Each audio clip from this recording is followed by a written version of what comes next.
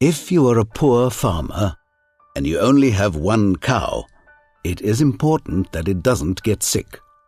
Because if it does, and you need to get a vet to come and see it, that can be very expensive.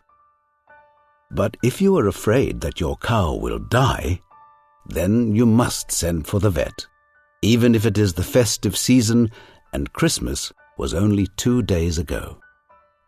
2 days after Christmas, a Zulu woman and her schoolboy son sat waiting for me to finish my morning's clinic in Ondini. She wanted me to visit her old mother's cow, which had a calf waiting to be born. But for 2 days now, the calf would not come out, and the poor cow was getting very tired. "We have heard that you are a good vet," the woman said to me. So, off we went. The schoolboy in the front of my pickup to show me the way, and the woman and my assistant Mbambo in the back. An hour of driving on bad roads full of holes, and after that on dirt tracks. Then we stopped at an old empty kraal. "Where's the cow?" I asked the boy. "We walk a bit," he said.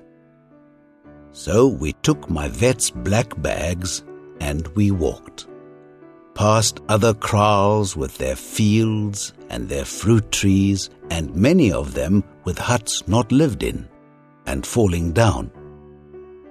We walked over rocks and by the side of rivers, and after about 45 minutes, we came to a lonely kraal. There were 3 white huts, a clean, tidy yard, and there, under the fruit trees, was the poor old cow, looking very, very tired. They brought out 2 nice wooden chairs with colorful seats from the middle hut. I put my black bags on them, but first I said hello in the proper Zulu way to Granny, who owned the cow. Nkosikazi, I called her. She was a very small woman, but she was the head of her family in the kraal. Then I looked at the cow and found that the calf was still alive and very, very big. So, with Mbambo helping me, I put the cow to sleep and did a cesarean. When I finished, there was a crowd of about 50 people watching. Men standing, older women sitting on the ground, children sitting in the fruit trees. Now, the bull calf was trying to stand on his feet and shaking his head from side to side. Someone brought a chair for Granny to sit on. "We must talk about money. Is business now," she called out so everyone could hear. "Well," I said, "you nearly had a dead cow and a dead calf. But I came and got the calf out, and so now they are both alive, not so?" She agreed, and 50 other people agreed too. And I drove all the way from Ondini in my pickup, which is a thirsty car, as thirsty as an old man drinking beer on a Sunday. Smiles and laughter. And if you take good care of this calf, and he grows into a strong young bull, when he is a year old at the market in Ondini, they will pay you 1,500 rands for him. Not so? Yes. The old men in the crowd nodded their heads. And the cow, She is old and tired, and the flies are very bad this summer. But if she lives, next autumn you can sell her for over 2,500 rands. Loud noises of agreement from the crowd. So then, Inkosi Kazi, my work has given you about 4,000 rands that you didn't have before. Yes.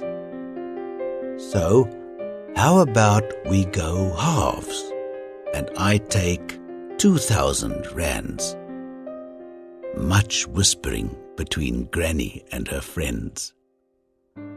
That's lots of money, she said. Yes, it is, I said. And we have just had Christmas, and soon it will be New Year, and maybe the cow will die. So, it is better that I don't ask for so much.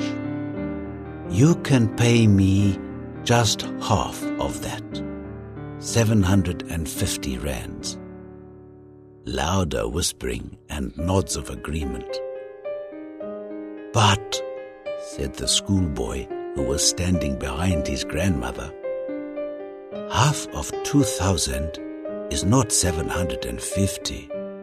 It is 1,000. Oh, ho, I said. I can see you are a clever young man. I made a mistake. But if I said 750, then I shall still say 750 and not change it. Well, what a noise there was after that. Everybody was smiling and happy.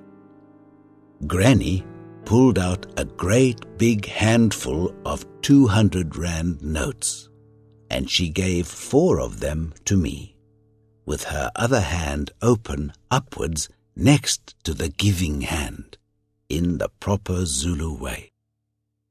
I took the money from her with my 2 open hands side by side, in the proper Zulu way, counted the notes and said, Inkosi Kazi, you have given me too much.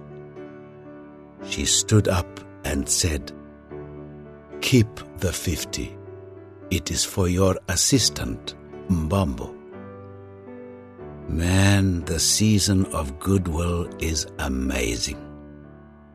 Then we walked back for an hour, mostly uphill, with a long line of helpers carrying my bags.